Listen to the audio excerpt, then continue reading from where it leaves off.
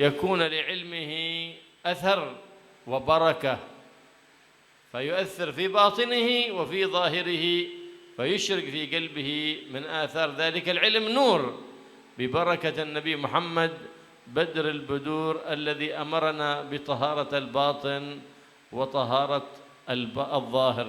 فالله يطهر ظاهرنا ويطهر بواطننا من كل نجس ورجس ظاهر وباطن يا رب العالمين.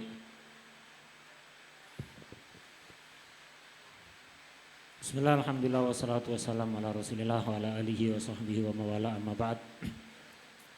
Al-Imam Syekhul Islam Al-Habib Ahmad bin Zain Al-Habsyi qaddasallahu ruhahu, yaitu pengarang kitab Risalah Jami'ah ini, kitab yang kecil tapi sangat luar biasa isinya.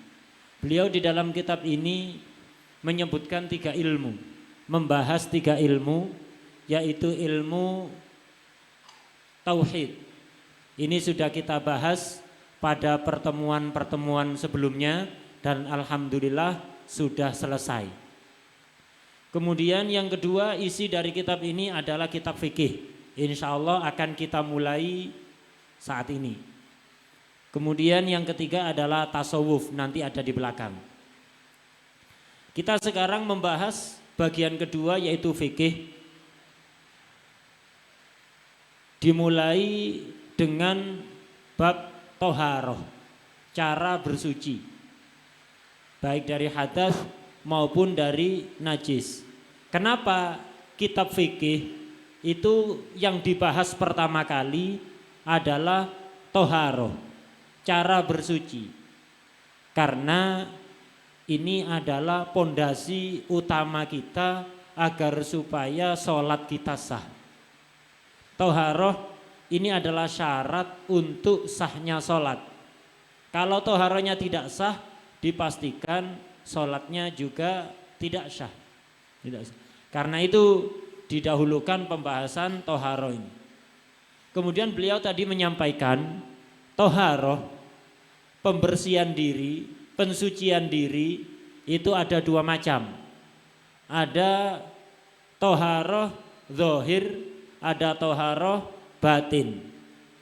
Toharoh zahir adalah mensucikan diri kita dari najis yang biasa kita lihat tampak oleh mata kita atau dari hadas.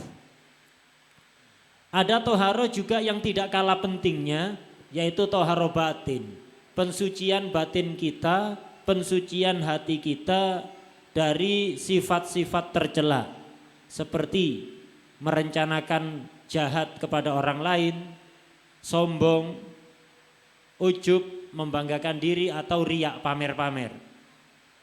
Dua-duanya ini harus kita lakukan. Toharoh yang zahir maupun yang batin harus kita lakukan. Untuk apa? Agar sholat kita sah dan diterima. Toharoh zahir kita lakukan biar sholat kita sah. Toharoh batin kita lakukan biar sholat kita diterima oleh Allah Subhanahu wa ta'ala. Pembahasan toharoh zahir dibahas oleh ulama di kitab-kitab fikih. Sementara toharoh batin dibahas oleh ulama di kitab tasawuf. Fikih dan tasawuf ini harus dipelajari secara bersamaan. Dua-duanya harus dipelajari. Tidak akan ada lembaga pendidikan, baik itu pondok pesantren atau madrasah, yang akan menghasilkan santri yang benar-benar berpegang pada agama, kecuali jika 2 pelajaran ini diajarkan seiring sejalan. Sekarang kita banyak mengeluhkan santri sekarang tidak seperti dulu. Sebabnya tidak lain, kata beliau, adalah gara-gara yaitu ada pondok yang belajar tasawuf saja, tidak belajar fikih. Ada yang hanya mendalami fikih, tidak mempelajari tasawuf. tidak bakalan menghasilkan santri yang benar kayak gitu itu. Kalau kepingin santrinya benar, dua-duanya harus berjalan bareng, fikih dan tasawuf. Kemudian beliau berdoa, sebelum itu fikih dengan tasawuf ini kalau dipelajari secara bersamaan, berjalan bareng, maka ini akan memancarkan cahaya pada hati santri, sehingga dengan cahaya itu dia bisa membedakan mana yang benar, mana yang salah. Karena itu beliau memohon kepada Allah Subhanahu wa taala agar supaya Allah membersihkan batin kita maupun dohir kita dari segala kotoran, baik yang dohir maupun yang batin. فبدأ في الطهارة بمقاصد الطهارة، ومقاصد الطهارة 4: الوضوء والغسل والتيمم وإزالة النجاسة. فإذن الطهارة معناها في اللغة النظافة، واصطلاحا الخلوص، لغة النظافة والخلوص من الأدناس الحسية كالأنجاس أو معنوية كالأرجاس. أما معناها في الاصطلاح أي الطهارة فهي رفع حدث أو إزالة نجس أو ما في معناهما أو على صورتهما. رفع حدث أي كغسل ووضوء، وإزالة نجس كإزالة النجاسة من الثوب أو البدن أو المكان، يقال لها الطهارة. أو ما في معناهما أي فيما معنى رفع الحدث وإزالة النجس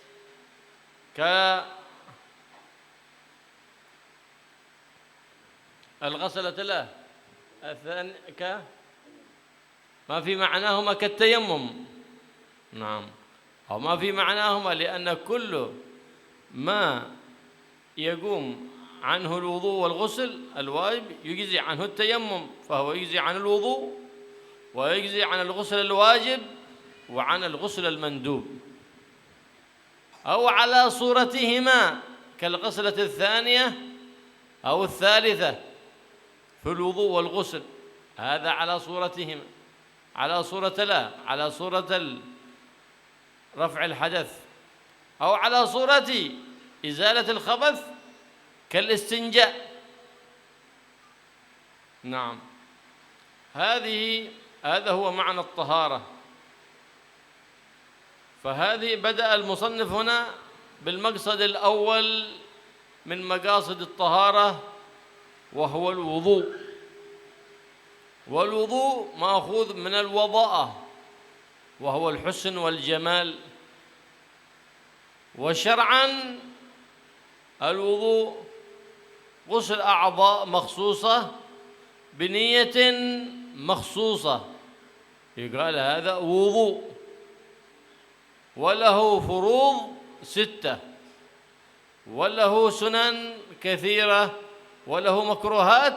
بدأ أولا نتكلم على فروض الوضوء أي الواجبات، والفروض جمع فرض، والمراد بالفرض هنا الركن، وهو الذي هو جزء من الماهية، أي ماهية الوضوء لا تتحقق الماهية أي حقيقة الوضوء إلا به، وهو 6 أركان، 4 بنص القرآن في قوله تعالى: فإذا قمتم إلى الصلاة فاغسلوا وجوهكم وأيديكم إلى المرافق وامسحوا برؤوسكم وأرجلكم إلى الكعبين.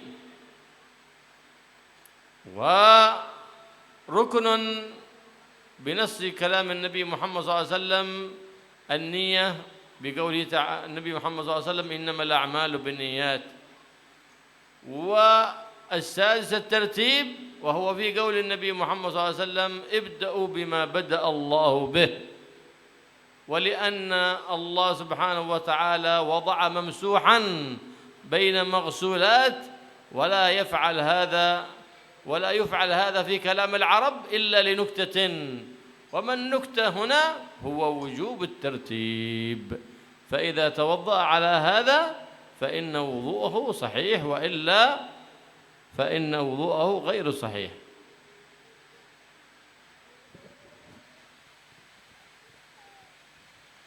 Pembahasan toharo di kitab Risalah Jami'ah ini dimulai dengan tujuan-tujuan toharo. Tujuan toharo itu ada 4, yaitu wudhu, yang kedua mandi, yang ketiga tayamum, dan yang keempat adalah menghilangkan najis. Jadi toharo macamnya ada 4 itu: wudhu, mandi, tayamum, dan menghilangkan najis. Toharo, apa sih definisi toharo? Toharo secara bahasa yaitu bersih dari kotoran, baik yang tampak atau yang tidak tampak. Ini arti toharo secara bahasa. Adapun makna toharo secara istilah, secara syarak, itu adalah raf'u hadatsin au izalatu najisin au ma fi ma'nahuma au ala suratihima. Ini definisinya toharo: raf'u hadas au izalatu najis au ma fi ma'nahuma au ala suratihima. Ada 4 macam. Toharo itu adalah menghilangkan hadas atau menghilangkan najis, atau sesuatu pekerjaan yang fungsinya sama seperti menghilangkan hadas atau menghilangkan najis. Fungsinya sama. Tidak menghilangkan hadas, tapi fungsinya seperti wudhu yang menghilangkan hadas. Tidak menghilangkan najis, tapi seperti perbuatan yang menghilangkan najis. Nanti akan diterangkan lebih lanjut. Atau bentuknya saja yang sama, modelnya saja yang sama, tidak menghilangkan najis, tidak menghilangkan hadas, dan fungsinya pun tidak sama seperti menghilangkan hadas atau najis. Ini adalah toharo secara istilah. Jadi toharo secara istilah itu adalah menghilangkan hadas. Itu yang dikatakan toharo. Seperti wudhu yang wajib, seperti mandi yang wajib. Nah, ini adalah upaya untuk menghilangkan hadas. Termasuk toharo juga adalah au izalatu najis, atau menghilangkan najis. Seperti kita menghilangkan najis dari pakaian, ada pakaian kita ada najis, kita siram dengan air, di lantai ada najis, atau habis buang kotoran, air kecil atau air besar, diceboi dengan air, lain namanya menghilangkan najis. Ini juga toharo. Ada toharo model ketiga, au ma fi ma'nahuma. Fungsinya saja seperti menghilangkan hadas dan seperti menghilangkan najis, tapi sebenarnya hadasnya belum hilang, najisnya belum hilang. Cuman fungsinya seperti menghilangkan hadas atau najis, sehingga sholatnya tetap sah. Contoh, perbuatan tidak menghilangkan hadas, tapi fungsinya seperti menghilangkan hadas, yaitu tayamum, sebagai ganti wudhu atau mandi. Orang yang punya hadas mau wudhu tidak bisa pakai air, tidak ada air, atau sakit tidak boleh menggunakan air, diganti tayamum. Tayamum ini tidak menghilangkan hadas. Orang yang melakukan tayamum tetap punya hadas, tapi boleh sholat. Nah, berarti tayamum tidak menghilangkan hadas, tapi fungsinya sama seperti wudhu dan mandi yang menghilangkan hadas. Ada juga perbuatan yang fungsinya sama seperti menghilangkan najis, tapi tidak menghilangkan najis. Jadi fungsinya, najisnya ada, tapi sholatnya sah. Kenapa? Dia telah melakukan perbuatan yang fungsinya seperti menghilangkan najis. Seperti orang istinja pakai batu. Orang habis buang air, ceboknya tidak pakai air, pakai batu. ini najisnya masih ada pada dia. Cuma kalau sholat sah. Kenapa? Istinja pakai batu memiliki fungsi istinja yang sama seperti istinja pakai air. Cuma kalau pakai air menghilangkan najis, kalau pakai batu tidak menghilangkan najis, tapi sholatnya bisa sah. Termasuk toharoh au ala suratihima, atau bentuknya saja sama, tapi tidak menghilangkan najis dan juga tidak menjadikan sebab sahnya sholat. Seperti apa? Seperti wudhu basuhan kedua, wudhu basuhan ketiga. Bentuknya sama dengan basuhan pertama, wudhu basuhan kedua ketiga, mandi basuhan kedua ketiga, istinja basuhan kedua ketiga. Ini modelnya bentuknya sama dengan yang basuhan pertama. Cuman yang basuhan pertama menghilangkan najis, menghilangkan hadas dan menyebabkan sahnya sholat. Basuhan kedua ketiga tidak menghilangkan najis maupun hadas. Kenapa? Hadas dan najisnya sudah hilang. Tidak menyebabkan sahnya sholat. Kenapa? Sahnya sholat itu disebabkan basuhan yang pertama, modelnya saja sama, tapi fungsinya tidak sama. Kemudian musannaf di sini Habib Ahmad bin Zain memulai dengan pembahasan wudhu. Kalimat wudhu ini mustaq dari wadha'ah. Maknanya yaitu indah dan bagus. Ini secara bahasa. Adapun secara syarak yang dikatakan wudhu adalah membasuh anggota badan tertentu dengan disertai niat yang akan diatur, nanti akan diterangkan. Dengan niat tertentu. Jadi membasuh anggota tertentu dengan niat tertentu. Wudhu ini punya rukun, punya kesunatan-kesunatan, punya kemakruhan-kemakruhan. Yang dibahas pertama adalah fardunya wudhu atau rukunnya wudhu. Yang dikatakan rukun itu adalah bagian dari pekerjaan. Artinya rukunnya wudhu artinya ya wudhu itu sendiri, bagian dari wudhu. Wudhu tidak akan ada kalau tidak dilakukan rukunnya. Rukunnya wudhu atau fardunya wudhu ada 6. Ada 6. Niat, membasuh wajah, membasuh kedua tangan, mengusap kepala, membasuh kaki, dan tartib. Rukun ini yang 6 ini, yang 4 dalilnya ada di Al-Quran, yaitu idza qumtum ilas sholati faghsilu wujuhakum wa aydiyakum ilal marafiq wamsahu biru'usikum wa arjulakum ilal ka'bain.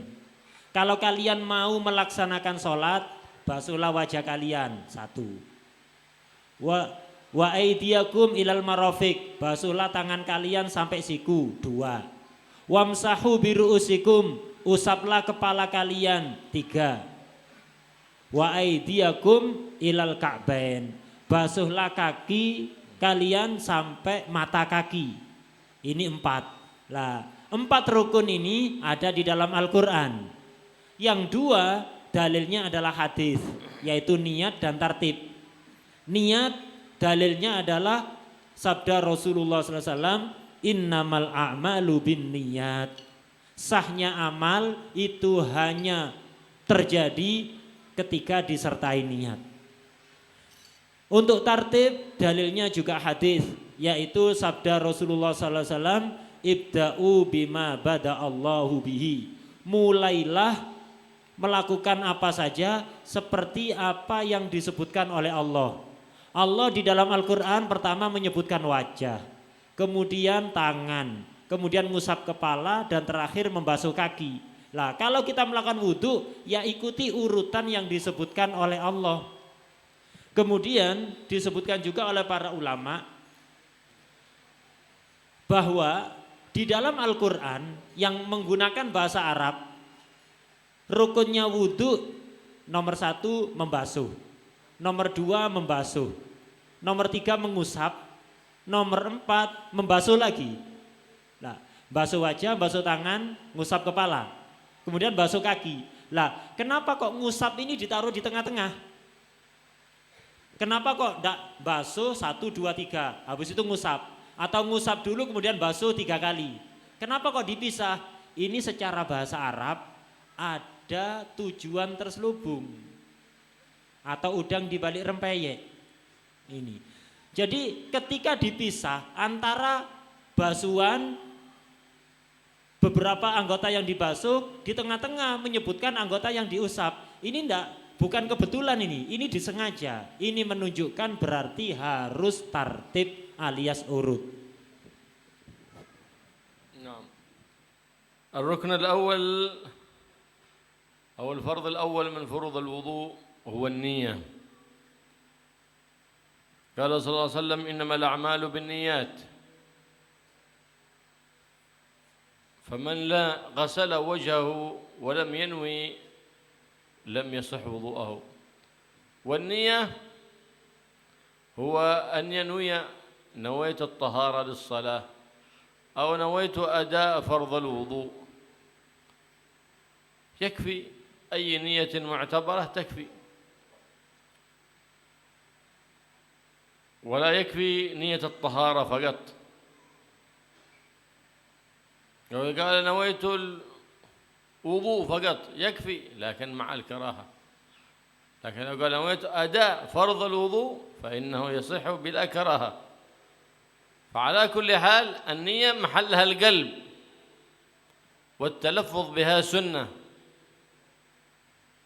لأن النية معناها قصد الشيء مقترنا بفعله، فهي في الوضوء والصلاة ركن، فلو لم ينوي ولم يستحضر النية في قلبه فغسل وجهه ويديه ومسح رأسه وغسل رجليه لم يصح وضوءه إلا بالنية.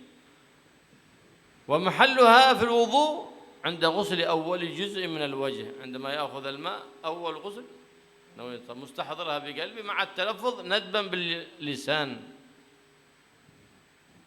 هذا هو وقتها، فهي محلها القلب والتلفظ بها سنة.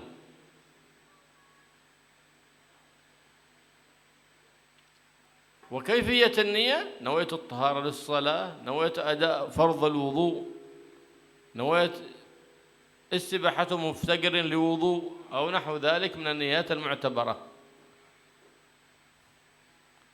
ويشترط في النية إسلام الناوي، لو توضأ الكافر ما يصح وضوءه، وتمييز الناوي، فلو توضأ الصبي الصغير غير المميز ما يصح وضوءه، فلا يأمر الولي ولا الأم الصبي الصغير غير المميز بالوضوء ولا بالصلاة، لأنه لا يصح منه وضوء ولا صلاة، لأنه لم يبلغ التمييز. ومن هو المميز؟ الذي يأكل وحده ويشرب وحده ويستنجي وحده، هذا يقال له مميز، فإذا ميز لا بأس، يأمره بعد ذلك على سبيل الندب بالوضوء والصلاة، فإنه يصح وضوءه وتصح صلاته.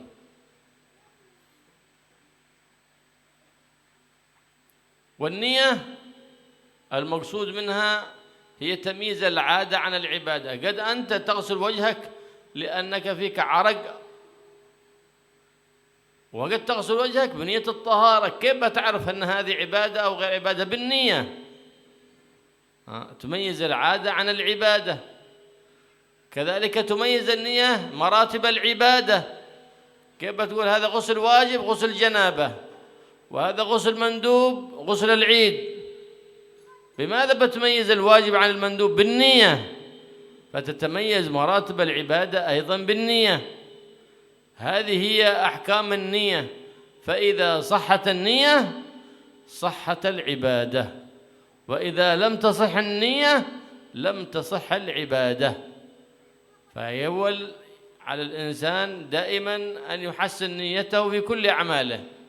هنا في هذه العبادة وهي الوضوء ركن من أركان الوضوء النية، فلو لم يستحضر النية إلا عند غسل اليدين لم يكفي، فيجب عليه إعادة غسل الوجه، وهكذا ينبغي دائما. واستحضار النية إلى آخر الوضوء هذا سنة استحضارها بالقلب.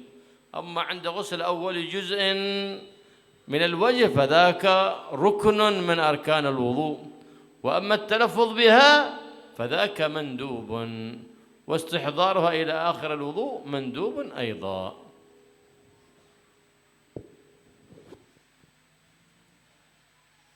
Kemudian yang pertama kali disebutkan fardunya wudu adalah niat. Dalilnya tadi disebutkan innamal a'malu binniyat, hadis Rasulullah SAW. Sahnya ibadah, sahnya amal itu harus disertai niat. Karena itu kalau ada orang basuh wajah, basuh tangan dan seterusnya tanpa ada niat, makanya tidak sah wudunya. Niat, ulama ini di dalam kitab-kitab itu ketika membahas niat itu sangat panjang pembahasan tentang niat. Ada beberapa pembahasan. Di antaranya adalah tempatnya niat. Di mana tempatnya niat? Yaitu di hati. Jadi niat itu cukup di hati. Mengucapkan nawaitu fardhul wudu dengan lesan ini hanya sunnah, tidak wajib. Walaupun ada orang wudu tidak membaca niatnya di lesan, tidak masalah. Wudunya tetap sah. Yang penting hatinya ingat. Yang penting hatinya niat. Jadi tempatnya niat itu adalah hati, mengucapkan itu adalah sunnat. Ini tempatnya. Sebelum itu sebenarnya ada pembahasan yang harus didahulukan yaitu tarifnya niat. Apa sih definisinya niat? Niat itu adalah bertujuan melakukan sesuatu bersamaan dengan melakukan sesuatu itu. Itu baru dikatakan niat. Ada keinginan dalam hati bersamaan dengan melakukannya. Lah ini namanya niat. Karena itu niat itu harus dilakukan di awalnya ibadah. Untuk wudu waktunya niat adalah ketika basuh wajah. Ketika orang itu basuh wajah harus ada niat wudu. Kalau ketika basuh wajah tidak ada niat, niatnya dilakukan ketika basuh tangan, maka tidak sah. Harus dilakukan di awal, yaitu ketika basuh wajah. Kemudian bagaimana caranya niat? Caranya niat wudu. Cara niat wudu yaitu dengan mengucapkan nawaitu toharoh talis sholah. Saya niat melakukan toharoh untuk sholat. Nawaitu ada fardil wudu. Saya niat melaksanakan kewajiban wudu. Saya nawaitu istibahata muftakirin lil wudu. Saya niat saya niat agar diperbolehkan melakukan sesuatu yang perlu wudu. Saya niat melakukan sesuatu yang menyebabkan sahnya sholat. Nah ini boleh niat-niat seperti itu, terserah. Atau niat wudu gitu saja. Nawaitul wudu itu sudah cukup. Nawaitul wudu, saya niat wudu, ini cukup tapi makruh. Kalau hanya nawaitul wudu. Kalau ingin tidak makruh ditambahi nawaitu fardhul wudu atau nawaitu ada'a fardil wudu. Kalau hanya nawaitul wudu ini makruh, sah tapi makruh. Kalau cuma nawaitu toharoh tidak sah. Saya niat toharoh tidak sah karena toharoh tadi disebutkan banyak macamnya. Nawaitu toharoh saja tidak sah. Kemudian syaratnya niat. Orang niat itu ada syaratnya. Pertama harus Islam. Orang kafir niat tidak sah, niat sholat, niat wudu atau niat ibadah yang lain tidak sah. Kemudian harus tamyiz. Anak yang masih kecil belum tamyiz niat tidak sah. Karena itu anak kecil yang belum tamyiz nggak usah disuruh sholat, nggak usah disuruh wudu, nggak usah. Adapun cuma diajari cara-caranya begini-begini nggak masalah. Tapi kalau disuruh sholat belum waktunya, disuruh wudu belum waktunya, kalau masih belum tamyiz nggak sah karena syaratnya niat itu harus tamyiz. Apa ukuran tamyiz? Anak yang tamyiz itu anak yang seperti apa? Yaitu yang sudah bisa makan sendiri, minum sendiri, dan bisa cebok sendiri. Kalau anak itu sudah makan, minum, dan cebok sendiri tanpa dibantu, berarti dia sudah tamyiz. Kalau sudah tamyiz, dia sholat sah, dia wudhu sah, ibadah-ibadah yang lain sah. Dan kalau sudah tamyiz, sudah saatnya disuruh untuk sholat, disuruh untuk wudhu dan ibadah-ibadah yang lain. Tujuan dari niat itu kenapa sih kok ibadah itu kok harus ada niatnya? Apa tujuannya niat? Tujuannya niat itu adalah salah satu dari dua, yaitu membedakan antara perbuatan ibadah dengan perbuatan sehari-hari yang bukan ibadah. Kita terbiasa melakukan wudhu, kita juga terbiasa hanya sekedar cuci muka karena korep, karena bangun tidur, atau karena panas itu. Lah untuk membedakan ini basuhan wajah sebagai ibadah atau hanya sekedar cuci muka biasa, itu sama saja bentuknya. Yang membedakan adalah niat. Karena itu diharuskan niat. Biar beda ini cuci muka wudhu apa cuci muka biasa. Itu satu tujuannya niat. Atau diantara tujuannya niat lagi adalah membedakan tingkatan-tingkatan ibadah. Ibadah itu ada tingkatan-tingkatannya. Ada yang wajib, ada yang sunat. Mandi ibadah itu ada mandi wajib seperti mandi janabat.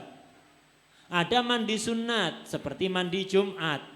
Lah, modelnya sama, yang membedakan apa? Niatnya. Karena itu harus niat biar bisa dibedakan apakah ini mandi wajib atau mandi sunnah. Niat ini sangat penting. Niat itu kalau sah ibadahnya akan sah. Tapi kalau niatnya tidak sah pasti ibadahnya tidak akan sah. Dan yang tidak kalah penting lagi adalah sebelum melakukan apapun hendaknya kita memperbaiki niat. Lakukan segala ibadah kita hanya karena Allah Subhanahu wa taala. Kemudian niat itu sunat, dilanggengkan dari awal wudhu sampai akhir. Jadi yang kalau wajibnya niat wudhu hanya wajib ketika basuh wajah, tapi disunnahkan niat itu selalu ada ketika basuh wajah, basuh tangan, ngusap kepala, basuh kaki, terus ada niat. Ini sunnah, tidak wajib. الفقهاء يتكلمون على أحكام النية وشروطها، وعلماء الصوفية يتكلمون على إخلاصها لله سبحانه وتعالى. فلهذا كانت النية هي الأساس في كل عمل.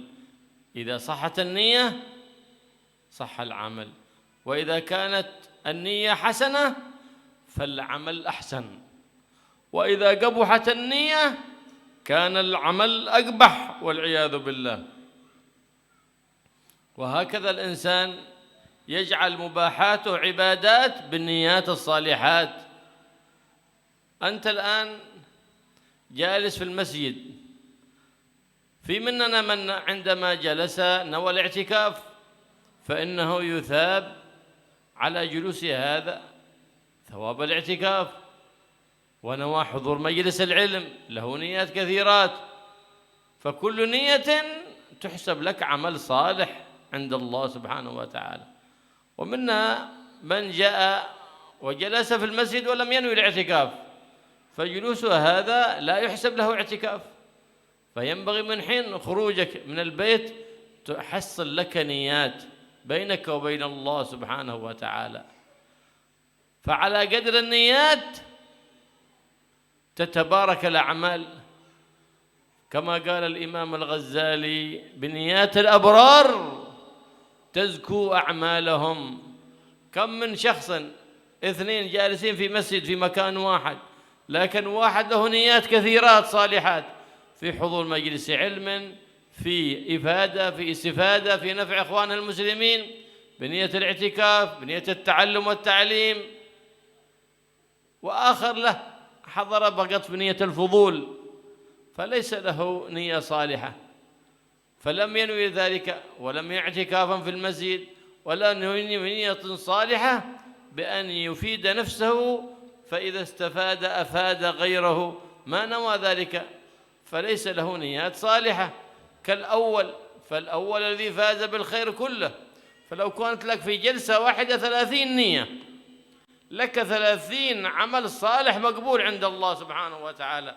والنبي محمد صلى الله عليه وسلم يقول: نية المؤمن خير من عمله.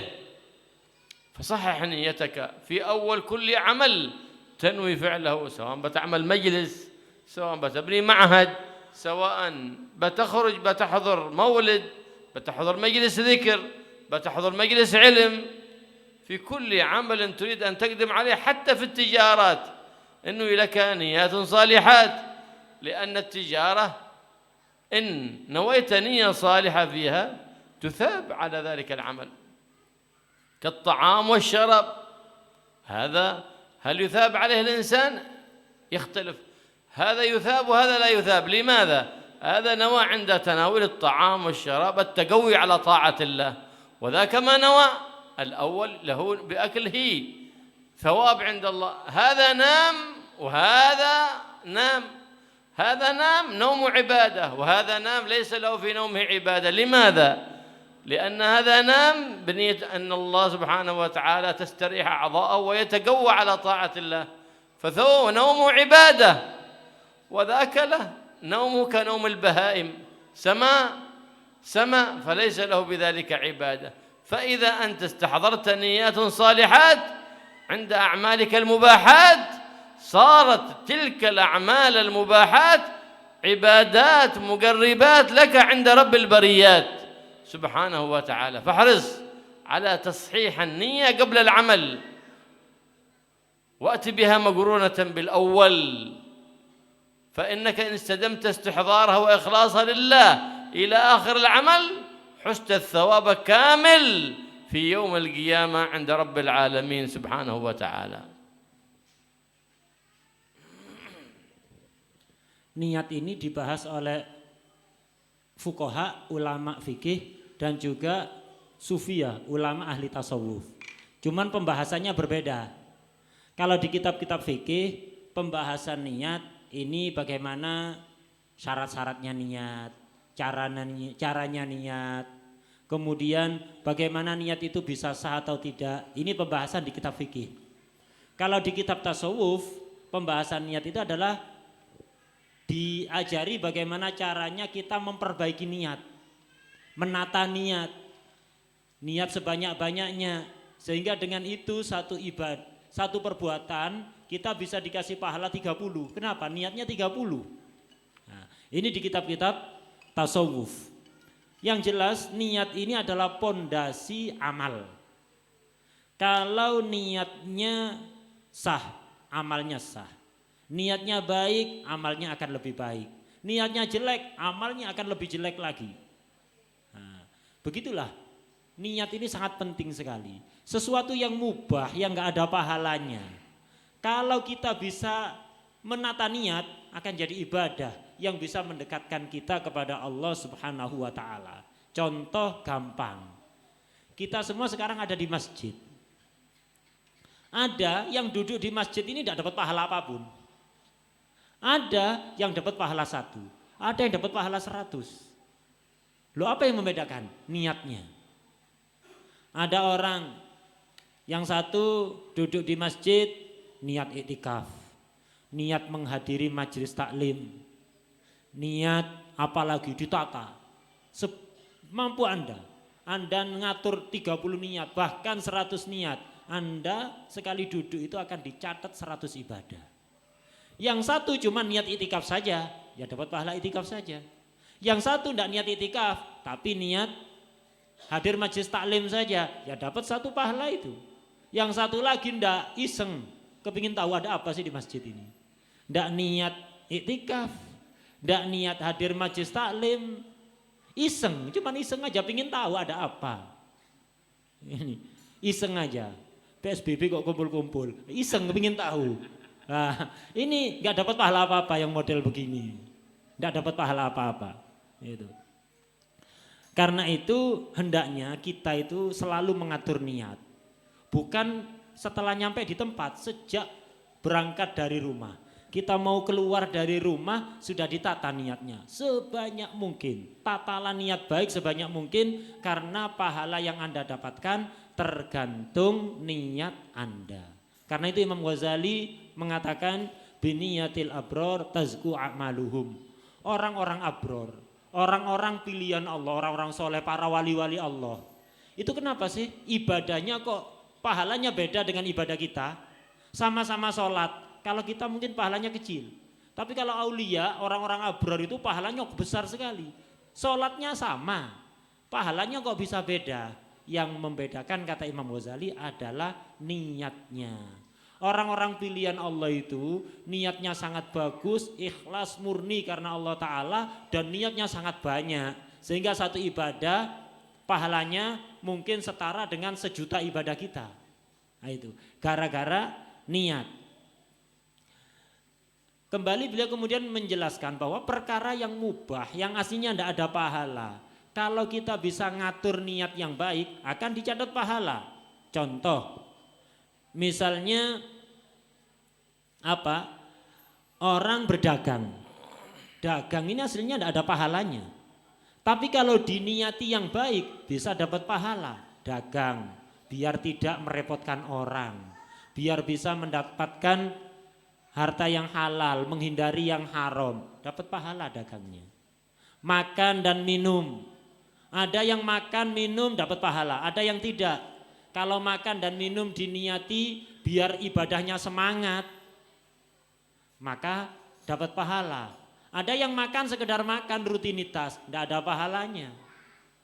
Ada orang tidur dapat pahala, ada orang tidur tidak dapat pahala. Yang satu tidur, kenapa? Karena capek, istirahat, biar nanti ada majelis taklim bisa hadir dengan semangat. Ibadah nanti biar semangat, tidur dulu, tidurnya dapat pahala. Ada yang satu tidur ya sekedar tidur kayak sapi, kayak hewan, kayak binatang. Ya udah tidak dapat pahala apa-apa, cuma tidur persis seperti sapi. Gitu.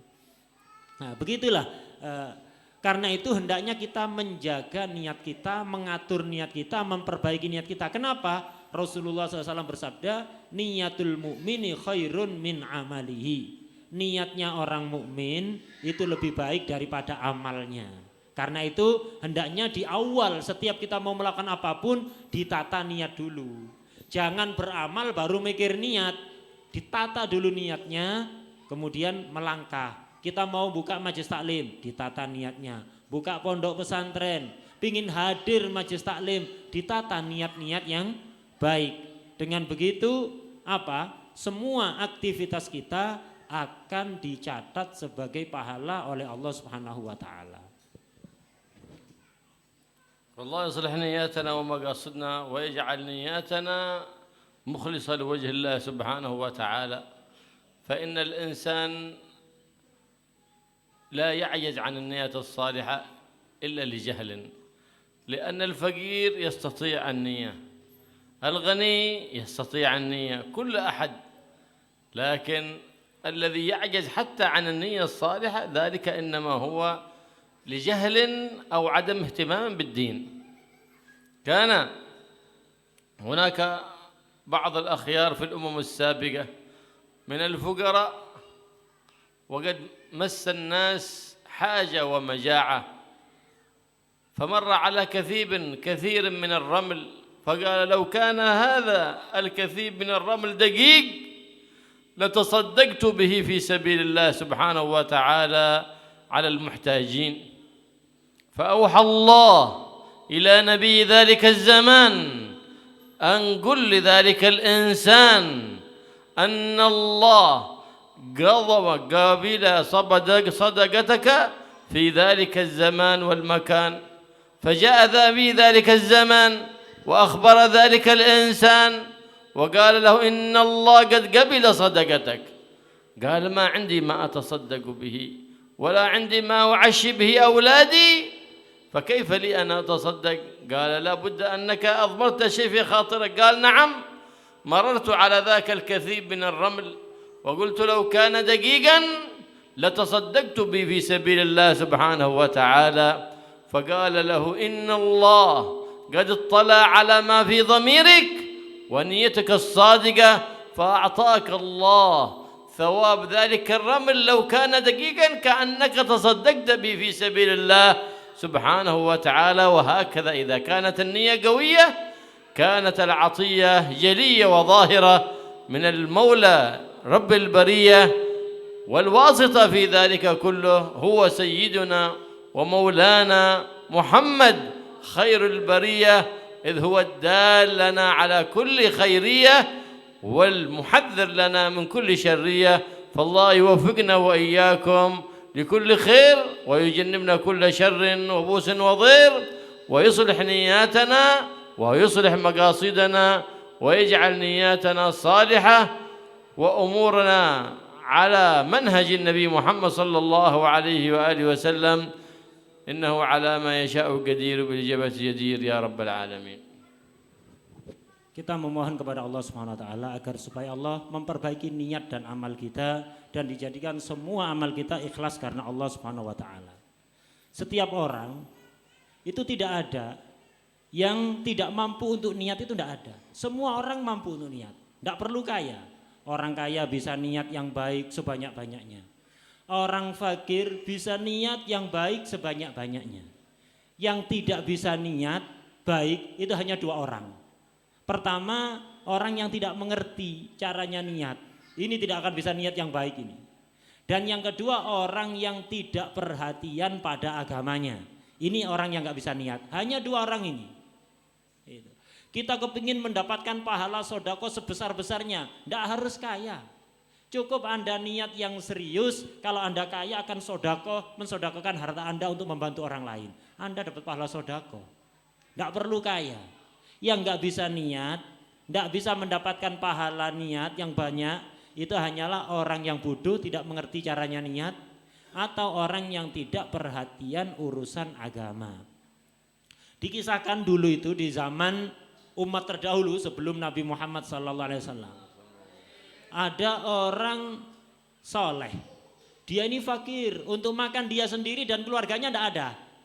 Dan waktu itu lagi musim paceklik, jadi orang-orang kelaparan, kesulitan mendapatkan makanan.